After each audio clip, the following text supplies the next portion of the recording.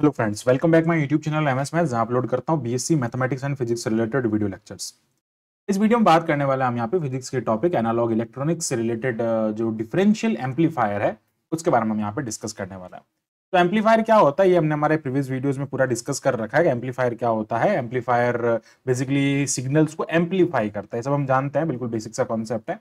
इस वीडियो में हम बात करने वाला पर्टिकुलरली यहाँ पे डिफरेंशियल जो एम्पलीफायर होता है उसके बारे में।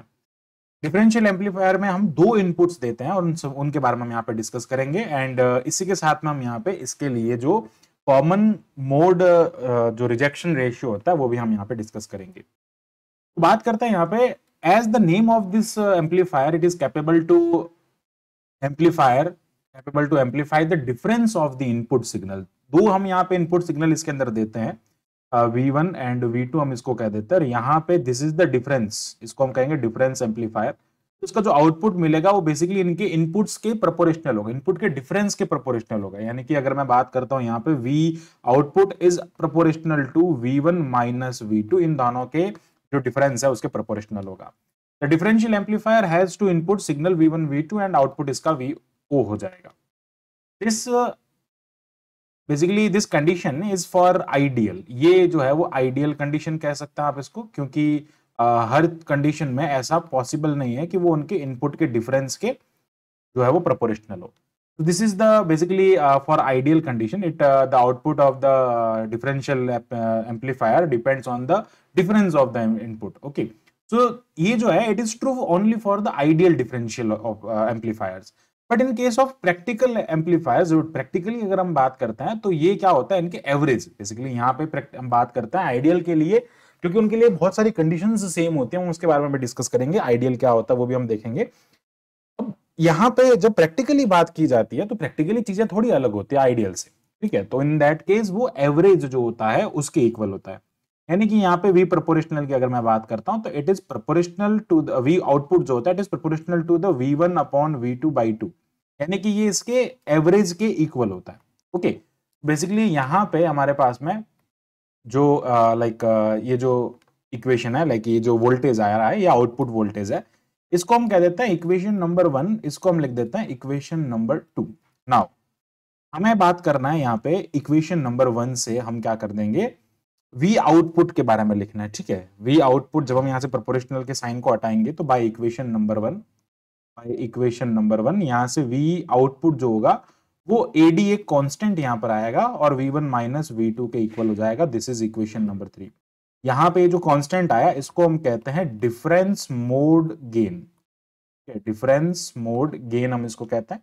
एंड सिमिलरली अगर हम बात करते हैं बाय इक्वेशन नंबर 2, यहाँ पे V आउटपुट जो मिलता है दैट इज द AC, और ये हो जाएगा V1 प्लस V2, प्रोपोर्शनलिटी का साइन हटने पे AC यहाँ पे कांस्टेंट आएगा। This is equation number 4। तो बेसिकली AC जो होता है इसको अपन कहते हैं common mode gain, common mode gain, ठीक है। ये हो जाएगा डिफरेंस मोड गेन, ये हो जाएगा कॉमन मोड गेन।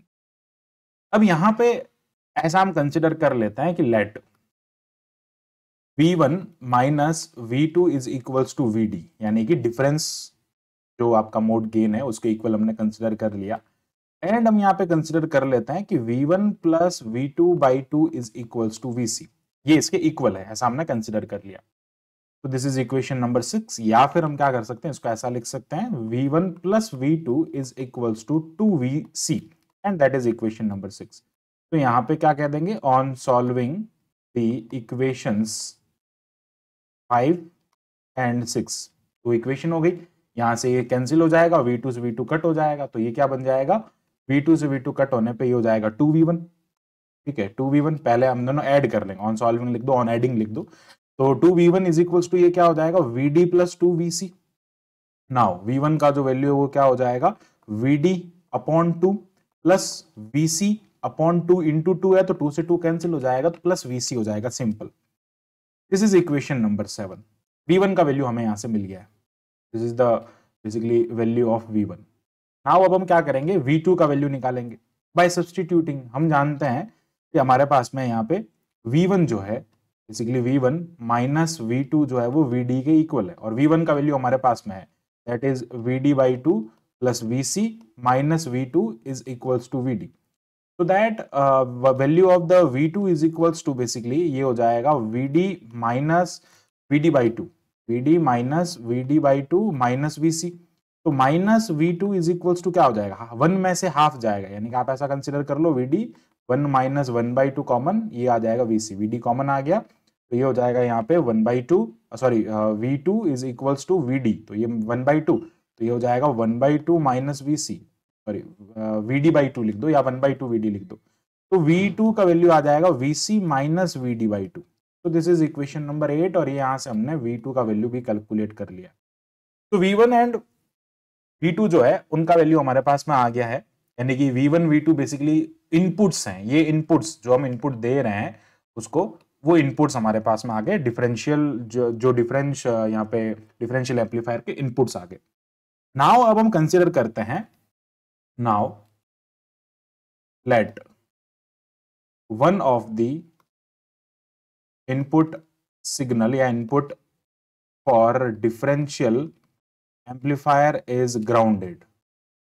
एक को हमने यहाँ पे ग्राउंडेड कर दिया, लाइक इट मीन्स हम कह देंगे कि V2 जो है वो यहाँ पे ग्राउंडेड है। तो जब V2 ग्राउंडेड होगा तो V1 हम उसको एम्पलीफाई करेंगे, V1 का एम्पलीफिकेशन यहाँ पे होगा। इसका सीधा सा मतलब ये हो रखा है यहाँ पे कि जब हम यहाँ पे बात कर रहे हैं दिस इज V1, तो V2 उस कंडीशन में हमने ग्राउंड कर दिया, ये V2 यहाँ पे ग्राउंड हो जाएगा, दिस इज V2।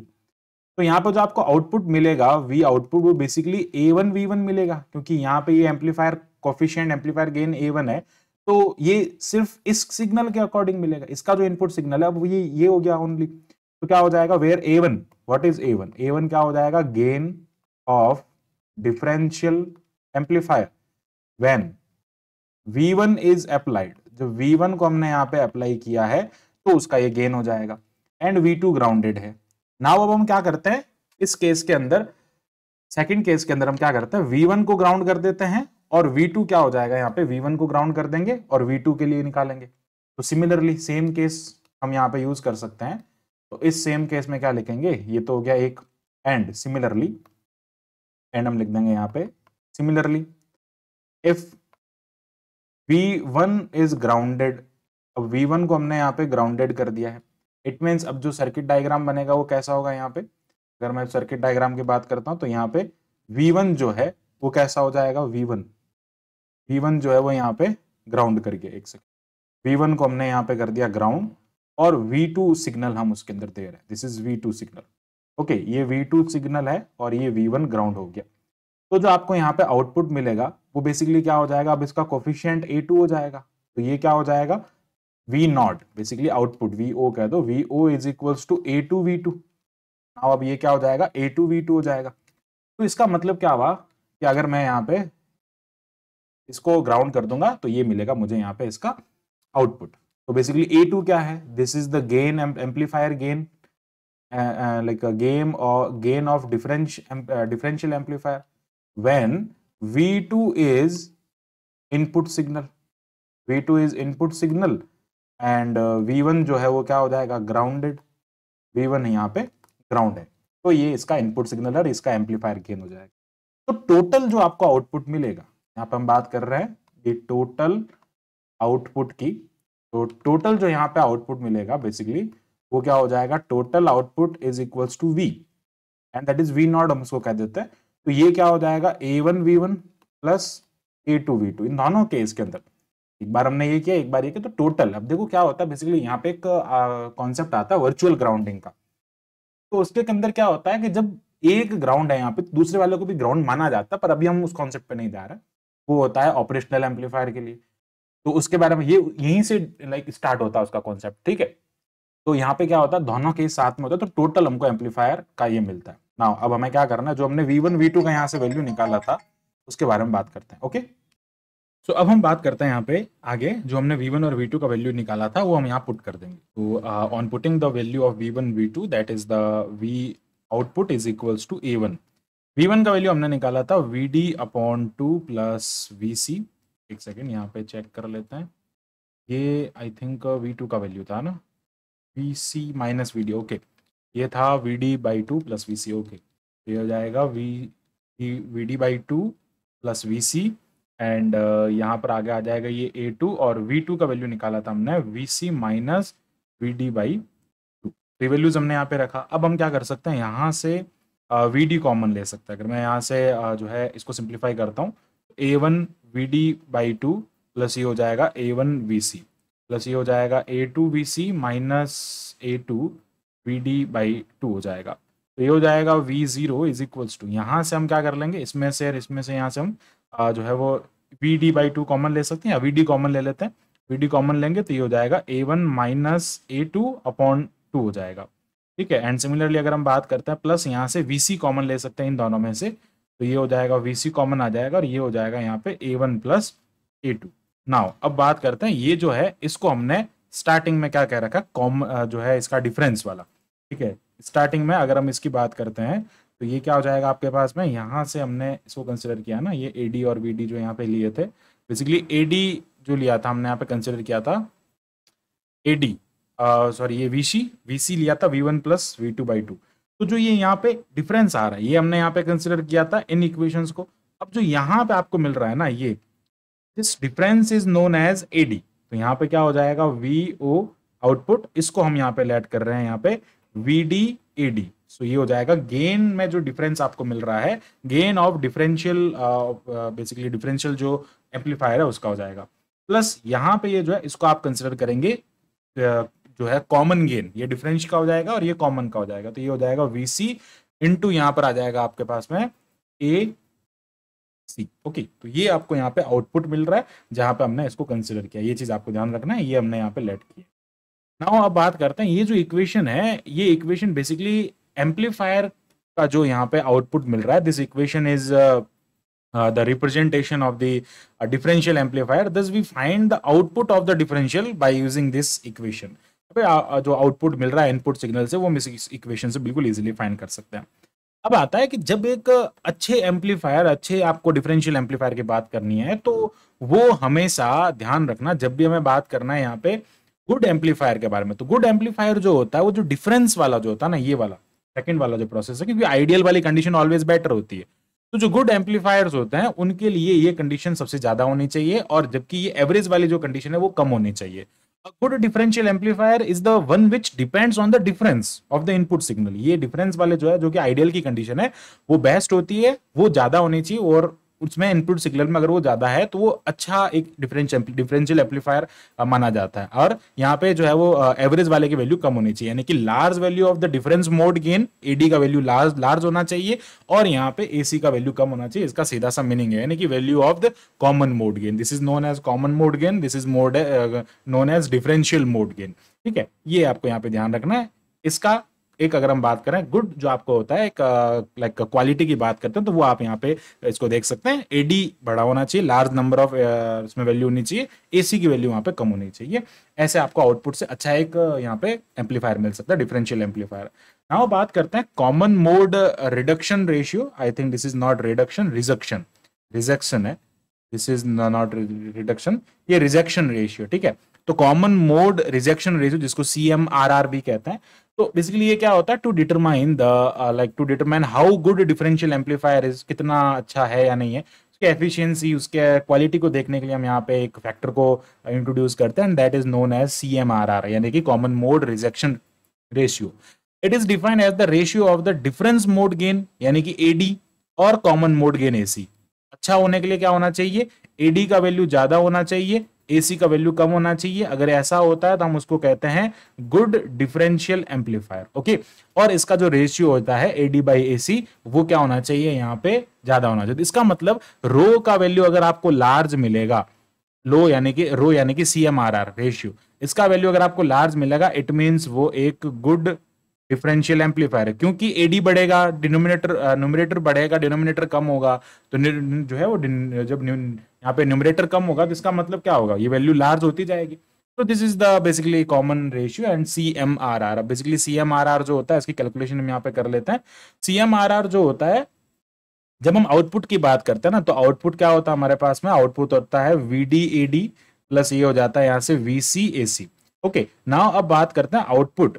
अगर मैं यहां से देखो, मुझे यहाँ पे AD बाई AC करना है ना, तो AD बाई AC करता है, तो एक बार हम क्या करते हैं, या तो आप VC को कॉमन ले लो, या फिर मैं क्या करता हूँ यहाँ पे AD और एडी और वीडी को कॉमन ले लेता हूं। एडी वीडी जब यहां से कॉमन आएंगे तो ये हो जाएगा 1 प्लस ये इधर हो जाएगा वीसी एसी अपॉन वीडी और ये हो जाएगा एडी। तो बेसिकली इसका मतलब क्या हुआ, ये हो गया यहां से एडी वीडी एंड 1 प्लस। अब ये उल्टा हो गया ना, यहां से हमको देखो रो का मतलब क्या होता है एडी अपॉन एसी और यहाँ पे एसी अपॉन दिस है, तो ये क्या हो जाएगा VC upon rho into AD VD हो जाएगा। Okay, VC VD as it is रहेगा, लेकिन यहां पे क्या हो जाएगा रो की जगह आ जाएगा 1 अपॉन रो।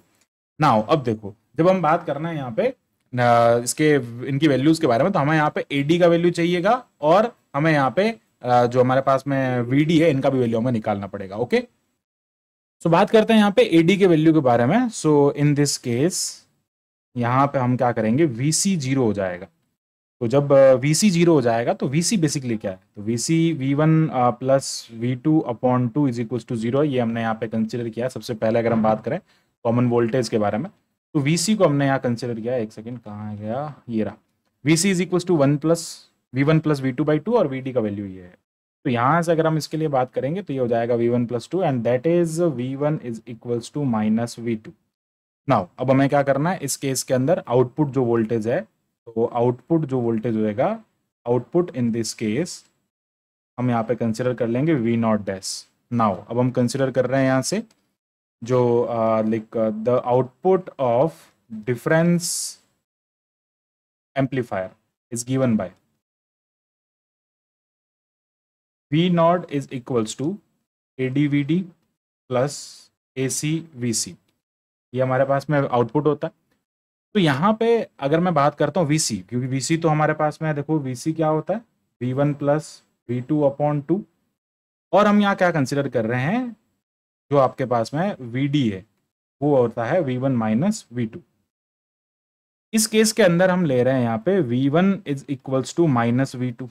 तो जब VC की बात करेंगे तो वो क्या हो जाएगा, V1 is equals to minus V2 ले रहे हैं ना, तो VC तो हमने वैसे भी 0 कंसिडर कर लिया है। V1 is equals to minus V2 just उसका नेगेटिव है, तो यहाँ पे VC तो 0 हो ही जाएगा। VD की बात करते हैं तो वो क्या हो जाएगा V1 माइनस माइनस V1, तो VD क्या हो जाएगा 2V1 हो जाएगा। तो जहां VD है देखो ये टर्म तो हो गया 0, जहां VD है वहां से आउटपुट आ जाएगा, तो वो क्या हो जाएगा V output is equals to AD into 2 of V1। तो ये क्या हो जाएगा, यहाँ पे आपको AD का वैल्यू निकालना था, तो ये क्या हो जाएगा V आउटपुट, और इसमें V आउटपुट को हमने यहाँ पे V आउटपुट डैश कंसिडर किया है।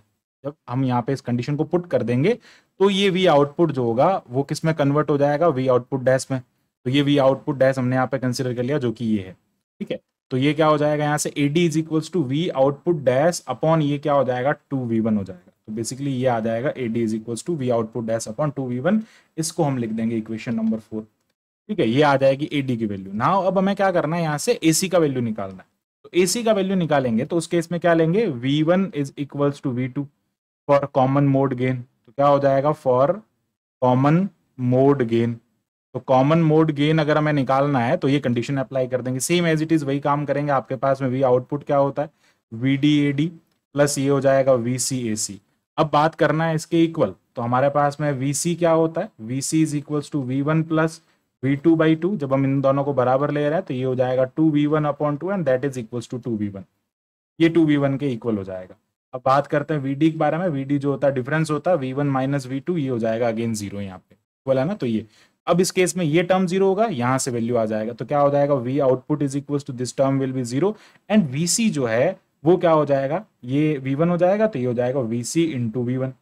तो यहाँ से आगे आपके पास में VC इंटू V1 एंड यहाँ पे आफ्टर अप्लाइंग दिस कंडीशन जो V आउटपुट मिलेगा वो V आउटपुट डबल डैश हो जाएगा। तो ये क्या आ जाएगा आपके पास में यहाँ से, एक सेकेंड, AC है ना, ये V1 VC का वैल्यू, सॉरी एक सेकेंड, VC का वैल्यू यहाँ से आ रहा है V1 और ये हो जाएगा यहाँ से AC। तो हमें AC का वैल्यू निकालना है, तो ये क्या हो जाएगा AC is equals to V output dash upon ये हो जाएगा V1। इस टाइप से हम क्या कर देंगे, this is equation number 5। AC VC की वैल्यू निकाल लिया। अब हमें क्या निकालना है, रेशियो निकालना है, CMRR common mode rejection ratio. तो ये क्या हो जाएगा, बेसिकली रो होता है, रो क्या होता है, रो इज इक्वल्स टू ये हो जाएगा AD upon mod of AD upon AC। तो इसमें यहाँ पे इसकी बात करते हैं। सबसे पहले यहाँ पे क्या आ रहा है V आउटपुट डैश, तो ये मिल रहा है आपको यहाँ पे V output dash upon 2V1 upon ये क्या हो जाएगा यहाँ पे V output double dash upon ये हो जाएगा V1। इसको और इसको हम यहाँ से कट कर सकते हैं। देन हमें यहाँ पे जो मिलेगा वो हो जाएगा we output dash upon 2 we output double dash. तो जो दोनों डिफरेंट आउटपुट आपको मिल रहे हैं उसका ये वैल्यू हो जाएगा, और इस टाइप से आप इस रो का वैल्यू निकाल सकते हैं, that is we output dash upon 2 we output double dash.